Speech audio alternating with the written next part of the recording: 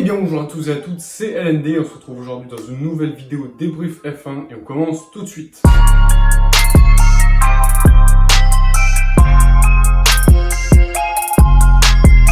Rien les gars, rien n'a pu arrêter Lewis Hamilton dans cette course, pas même un crash, pas même un rythme fou de certaines voitures du milieu de peloton, ce qui est assez étonnant pour cette course.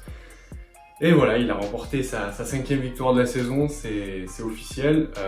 Bon, il commence à avoir une grande avance sur les deux de derrière, Verstappen et Bottas. Bottas n'a toujours pas récupéré même sa 2e place au championnat, il est toujours 3e, c'est toujours Verstappen le 2e du championnat. Et ça s'annonce mal pour eux, parce que le seul outsider, enfin le plus probable, ce serait Bottas, mais bon, 5 dixièmes en qualif, et en course ça suit pas, et Verstappen, bon il a une Red Bull, il a pas une Mercedes, donc ça suit pas non plus. Bon, après, alors que Hamilton se rapproche d'un sacrement quand même au terme de ce championnat du monde de cette année 2020, les Renault quand même s'apprêtent, en vue de leur très bonne performance à ce Grand Prix, à peut-être dans le futur, s'ils continuent comme ça, monter au championnat de pilote. Et qui sait, s'ils arrivent à battre McLaren et à battre Racing Point qui sont dans une pente descendante de performance, puisqu'ils n'arrivent plus trop à développer à cause de leur voiture qui n'est pas forcément la leur vu qu'ils l'ont un peu copiée, ils peuvent peut-être s'apprêter à monter, peut-être on ne sait pas, 3e du championnat de pilote à la fin de la saison. Si voilà, ça gère de leur côté, ça peut se passer. Moi je dis tout est possible avec le milieu de peloton qu'on a en ce moment. Ferrari, McLaren, Racing Point et Renault. Après voilà, Ferrari descend de plus en plus, on l'a vu surtout sur un circuit en ligne droite comme ça. Racing Point c'était pas fou, McLaren ça va mais il n'y avait pas Sainz. Renault par contre, grosse performance, grosse surprise. Donc c'est plutôt un bon point, et s'ils continuent à faire ça sur d'autres circuits, s'ils commencent à faire des très bonnes performances, ils peuvent espérer monter, et je pense, et je croise les doigts pour que sur les 2 prochains Grands Prix, avec pas mal de lignes droites en Italie, ils fassent un petit podium. Ça serait la pépite là, ça serait le truc qui ferait un peu le tournant du championnat pour Renault, qui les représenterait peut-être en tant que top team. Il est vrai que Renault depuis le début de la saison n'avait pas forcément trop impressionné le monde de la Formule 1, à part en Angleterre où ils ont fait je crois 4e et 6e, mais bon il y avait eu quand même des abandons, et il y avait les Mercedes qui avaient crevé, il y avait Carlos Sainz qui avait crevé, donc bon, il y avait quand même des circonstances. Et là, par contre, le moteur Renault a fait parler toute sa puissance, et il a hissé quand même ces 2 pilotes 4e et 5e, donc comme en Italie en 2019 si je ne me trompe pas, où ils avaient fait aussi une très bonne performance. Mais là, à noter qu'ils étaient quand même, Ricciardo était quand même très près de Verstappen, alors que à Monza l'année dernière, ils étaient quand même, je pense, à 20 ou 30 secondes des 3 premiers, donc c'était très loin d'être bon en termes de rapprochement des top teams. Et là, ils sont vraiment près des top teams, ils sont vraiment près de Mercedes, ils sont devant une des 2 Red Bull, ils sont presque au niveau, Ricciardo était presque au niveau de Verstappen. Donc moi je dis qu'il y a quelque chose à faire quand même, et à noter quand même que Ricciardo a pris le meilleur temps au tour, dans le dernier tour, donc ça c'est plutôt intéressant, il y a un point bonus pour lui en plus. Et il se rapprochait dans les 10 derniers tours, je regardais tout le temps le delta entre Verstappen et Ricciardo, il se rapprochait de plus de 2 secondes au tour, quand même c'est énorme, avec une Renault sur quand même Verstappen, c'est pas rien. Et voilà, il revenait de plus de 2 secondes au tour, presque 3 secondes de certains tours. Et franchement, s'il y avait eu peut-être 2 tours de plus, je pense qu'il serait passé, parce que je pense que Verstappen avait des problèmes à cause des vibrations notamment. Il en parlait à la radio, il disait qu'il avait des vibrations, mais quand même il perdait extrêmement beaucoup de temps. Il avait plus de 20 secondes d'avance, 10-12 tours avant la fin, et à la fin il avait plus que 3 secondes, donc je pense qu'en 2 tours il aurait largement mangé Ricciardo, et ça aurait été un truc, ça aurait été beau quoi, parce que un petit podium de Renault, ça fait toujours plaisir. Comment parler de cette course sans évoquer la remontada de notre Pierre national, Pierre Gasly, qui fait une super montée, une course brillante, une course parfaite de bout en bout, même en s'étant fait un peu foirer sa stratégie à cause de la safety car, en raison du crash. Franchement, c'est une course parfaite de Gasly, encore mieux que l'année dernière. Et donc le crash causé par une erreur de pilotage de Antonio Giovinazzi, qui a, en fait, sa roue s'est décrochée clairement de sa voiture, elle s'est barrée, et en fait elle a heurté la voiture de Russell qui passait derrière lui, mais vraiment à toute vitesse, et heureusement qu'il y avait le halo je pense. Et du coup, ça a causé un énorme crash. Ils sont arrêtés, enfin, leurs voitures se sont arrêtées sur le bord de la piste à gauche. Et du coup, énormément de débris sur la piste. La safety car a été clairement obligée d'intervenir. Et après, heureusement que tout le monde s'est arrêté quasiment au stand parce que ils ont tous roulé sur des débris. Et franchement, bon, ils auraient dû s'arrêter forcément à un moment vu que c'était leur premier stint. Mais ils avaient tous roulé du coup sur des débris. Ils auraient clairement pu crever, je pense, avec les débris. Donc heureusement qu'ils sont arrêtés dans ce tour. Et ouais, c'est plutôt dommage pour la course de Giovinazzi et Russell, même si bon, il n'y a pas grand chose à espérer de leur côté. Donc, pour en revenir rapidement à notre Pierre Gasly, il a tenu après la safety car à peu près les 4e, 5e places, si je ne me trompe pas. Il était 4e et après je crois qu'il s'est fait doubler par Perez qui était en soft. Donc il a tenu dans le haut du peloton quand même pendant un moment en hard, mais en hard usé, donc voilà, c'était un peu plus lent. Et après, bon, quand on l'a vu s'arrêter, on l'a vu dernier, 17e, c'était un peu désolant et bon, je pensais clairement que c'était foutu pour sa course. Et au final, il nous a sorti une remontada de presque 10 places en plus de sa remontada déjà au début de la course. Et du coup, il est arrivé 8e, encore mieux que l'année dernière. Il arrive encore à mettre des points. Il est incroyable ce garçon sur sa AlphaTauri. Et franchement, on pourrait dire que les gars essaient de revenir chez Red Bull et tout pour faire un job incroyable. Mais je pense qu'en fait, c'est juste parce qu'il n'a pas de pression, tu vois, il se met pas la pression. Il n'a pas la pression Red Bull et il sait que bon, même s'il fait pas un très bon job, il sera pas forcément viré parce que bon, c'est une AlphaTauri, c'est pas une Red Bull. Alors que bon, 8e avec une Red Bull, ce serait, enfin, c'est pas ouf quoi. Donc voilà, mieux vaut faire des très bons jobs avec une voiture comme ça et peut-être passer après dans une autre écurie comme Renault. Franchement, je le vois tellement bien chez Renault, Gasly surtout. Peut-être qu'il va continuer encore chez AlphaTauri un petit moment et moi je le vois bien chez Renault après Alonso quand il va repartir. Et franchement, ça serait un truc incroyable. Ocon Gasly chez Renault, ça serait un line-up de ouf. Et en fait, il n'aurait pas cette pression de Red Bull. Et pourtant, si Renault arrive à bien développer et à bien s'adapter au règlement en 2022, franchement, il pourrait avoir une très bonne voiture avec pas trop de pression, je pense. Même si bon, Renault a des objectifs bien réglés quand même, ils veulent être top team le plus tôt possible, je pense. Donc voilà, il y aura quand même un peu de pression, mais pas autant que chez Red Bull. Bon, les gars, j'ai l'impression que je dis ça tous les grands prix, tous les débriefs, mais là, c'est de pire en pire. Après, donc, les sujets qui font du bien, qui font sourire, on va pleurer un peu sur le sort de Ferrari, encore pire, mais vraiment, c'est de pire en pire.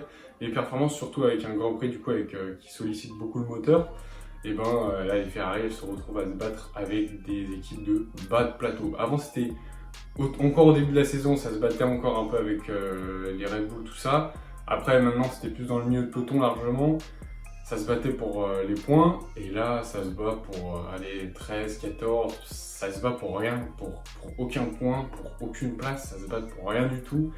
Et en plus de très mauvaises performances qui engendrent des duels avec des équipes complètement, enfin pas pourries, si c'est les moins bonnes, mais voilà, avec des équipes pas bonnes, et en plus de ça, ils arrivent quand même à foirer leur arrêt au stand. Ils arrivent à foirer la stratégie et les arrêts au stand. La stratégie, le mec qui fait la stratégie demande à Vettel on va peut-être faire ça, mais on sait pas encore, on te redit. Ouais, du coup ça sert à rien mec, donc parle pas. Les pilotes, c'est encore à eux de faire la stratégie comme aux autres courses. Et en plus de ça, quand Leclerc s'arrête au stand pour mettre les hards, ils sont pas prêts. Les mécaniciens sont pas prêts et ils perdent un temps fou au stand, des secondes entières. Et c'était vraiment, il arrive, il y a vraiment aucun pneu de près. Ils arrivent avec les pneus en même temps qu'il est là. Donc voilà, ils perdent encore un temps fou au stand avec un arrêt pourri, complètement pourri. Et je comprends la rage de Leclerc, clairement. Bon, maintenant, on va évoquer un peu les écuries du milieu de peloton dont on n'a pas trop parlé pour l'instant, notamment les Racing Point et les McLaren qui ont été un peu dans l'ombre dans cette course. Perez a quand même fait une petite remontée, il a quand même fait des beaux dépassements. Stroll, il est toujours un peu resté pas dans sa zone de confort, mais il est resté à peu près dans les mêmes eaux au niveau des places dans la course. Voilà, il a tenu un peu sa place, il a pas fait de remontée, il s'est plus fait doubler. Donc manque de performance sur cette course des Racing Point 9 et 10, donc pas beaucoup de points, c'est des petits points. Alors qu'on était habitué plus à 4 et 5 ou 5 et 6 dans les dernières courses. Donc au final, soit c'est un manque de développement par rapport aux autres qui cause leur descente un peu, on va dire, par rapport à la R&D, soit c'est un circuit avec beaucoup de vitesse, les avantage pas trop, mais bon, ils ont quand même un moteur Mercedes et une très bonne aéro, donc je sais pas pourquoi ça marche pas, parce que, enfin, je vois pas pourquoi ça marcherait pas, parce que du coup la Mercedes marchait très bien l'année dernière et elle marche très bien cette année, donc voilà, c'est un peu étonnant de les voir si bas niveau performance. Et après les McLaren aussi, puisque Carlos Sainz a dû abandonner même avant la course, il n'a même pas pu faire le tour de chauffe, rien, il a même pas sorti, on lui a même pas mis les pneus sur sa voiture, il est resté au garage, voilà. Ça c'est décevant pour lui, surtout qu'enfin il était bien qualifié, il était devant son coéquipier largement, et là il aurait pu espérer un bon résultat, et encore une fois, malchance de sa part. Voilà. Là c'est clairement de la malchance, hein, c'est pas de sa faute, il avait fait une bonne qualif, il était quand même 7ème, et son coéquipier arrive 7ème, donc c'est pas mal, mais voilà, il n'a pas trop marqué les esprits. Norris, il est resté à sa place, il n'a pas fait de grosses remontades comme Gasly a pu le faire, ou même Perez un peu quand même, et même aussi un peu Leclerc on peut dire, mais bon, entre guillemets, parce que c'est pas non plus incroyable. Donc voilà, les équipes un peu dans l'ombre du milieu de peloton. J'ai l'impression également, comme Ferrari, de me répéter à toutes les courses pour les écuries un peu plus modestes comme Haas, Alfa Romeo et Williams. Mais du coup, c'était encore compliqué pour cette course. Malgré, voilà, pour Haas par exemple, ils pensaient être un peu mieux, les pilotes se sentaient un peu mieux sur la voiture sur ce Grand Prix, mais ils n'ont pas pu assister, enfin ils n'ont pas pu rouler sur la première séance d'essai en raison d'un problème moteur. Ils ont complètement changé les deux moteurs. Franchement, j'avais un espoir. Déjà, ils disaient que ça allait mieux, ils avaient un moteur neuf chacun. Je me suis dit, franchement, ils peuvent espérer peut-être une Q2 déjà. En qualif, j'avais de l'espoir. Et au final, qualif complètement pourri, à peu près comme d'habitude. Et au final, en course, c'était pas franchement mieux.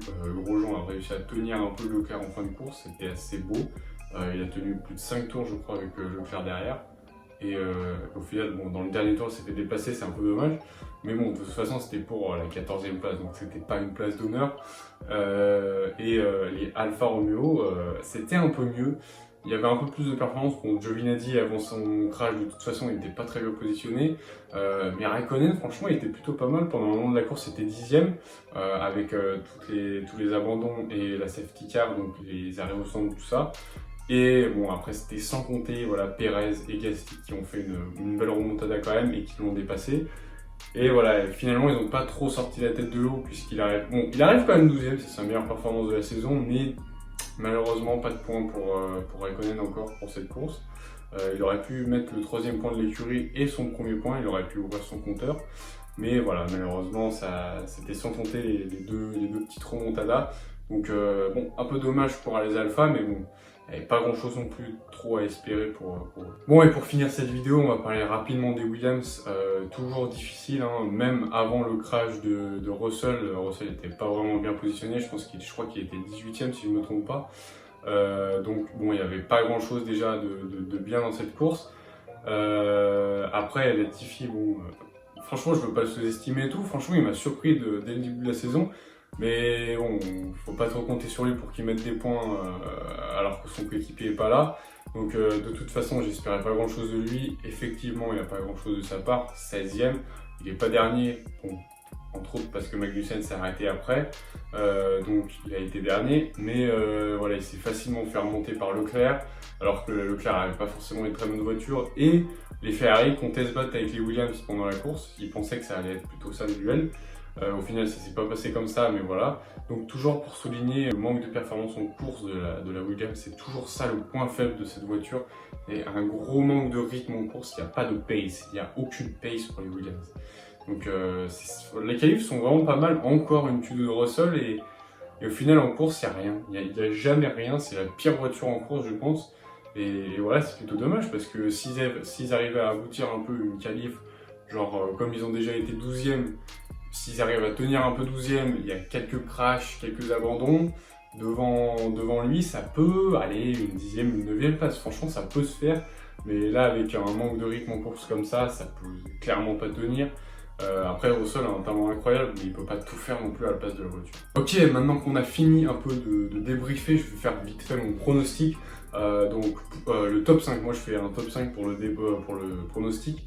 Donc pour moi, personnellement, mon pronostic pour Monza, ça va être en premier, bon, je vais plus prendre de risques, hein, Hamilton, Bottas, Verstappen, clairement, ça va être le top 3. Et je remets un petit Ricciardo 4ème et un petit Albon 5ème, même si j'aimerais qu'il y ait une Renault sur le podium, mais bon, c'est un peu mon rêve quoi, mais bon, un rêve ça se réalise pas tout le temps, il faut être un peu réaliste et je pense pas quand même qu'il y aura de podium Renault, même si voilà, ça serait énorme, ça serait tellement bien. Je reste réaliste, en tout cas moi j'espère que cette vidéo vous aura plu, elle était un peu plus quand même structurée que les autres, un peu moins longue surtout j'espère. J'ai pas encore fait le montage donc je sais pas trop combien de temps ça va durer, mais j'espère que c'est pas trop long. À la semaine prochaine du coup pour le prochain débrief et la semaine encore d'après, puisque c'est encore une suite de 3 grands prix toutes les semaines. Donc j'espère que cette vidéo vous aura plu. Donc moi je vous dis à la prochaine, peace.